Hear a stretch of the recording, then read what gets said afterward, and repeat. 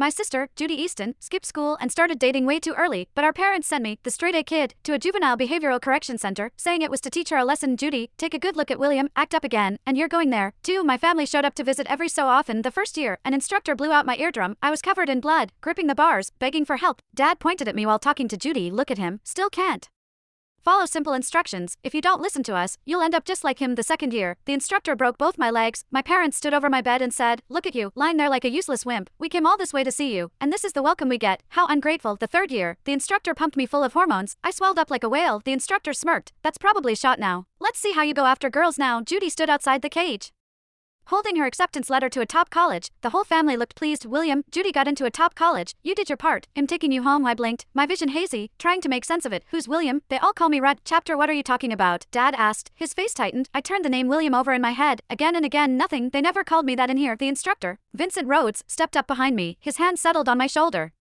firm but placed where no one else would notice. He leaned in, his voice low against my ear. Watch your mouth when you get out. You know what happens if you don't. When he straightened, the smile was already back on his face. Mr. Easton, no need to worry. The kids are managed by ID numbers inside. It takes a little time to readjust. William's made real progress over the past 3 years. We're honestly going to miss him. Dad's expression eased. All right, let's get him home. He looked at me. You hear that?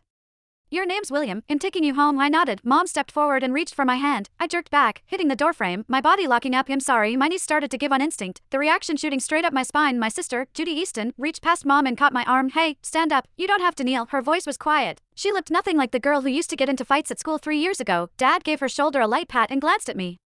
See, Judy, if you had been this easy back then, I wouldn't have had to spend so much money to send William in your place. He didn't bother hiding the satisfaction in his eyes. One kid gets into a top college, while the other gets his attitude straightened out. Worked out pretty well. When it was time to get in the car, I froze tight. Dark spaces scared me. The seatbelt looked too much like the straps they used to tie down my arms and legs. I remembered a few people closing in, ripping my clothes open. See, can I sit in the back? I stammered. Dad sighed, then nodded. I climbed into the trunk and curled into the far corner, burying my face in my knees. Sunlight came through the glass. It felt sharp, almost painful, but something inside me stirred anyway. When we got home, a banner hung across the living room. Congrats, Judy, on getting into a top college. In smaller print underneath was, welcome home, William. The table was set with a full spread. Sit. Dad pulled out the chair at the head of the table. I walked over, but didn't move. In there, sitting without permission meant getting slapped over and over until your lips split. What are you waiting for? I lowered myself into the chair carefully. 30 seconds passed. No one hit me. The utensils shook in my hands. I hadn't touched anything like them in 3 years. We ate with our hands off metal trays on the floor, fighting over food. If you didn't finish in 2 minutes, you got beaten. I set the utensils down, grabbed a rib, and shoved it into my mouth. The bone hit my teeth, and my lip split. The taste of blood mixed with meat. I couldn't taste much, but at least it filled me up. The sharp clack of utensils hitting the table made everyone look over. Dad snapped. William, what are you doing? My hand froze around the rib. The chair scraped back as I shot to my feet. Sir, I'm eating. Enough. Dad slammed his hand down on the table. I spent all that money, and this is what you learned.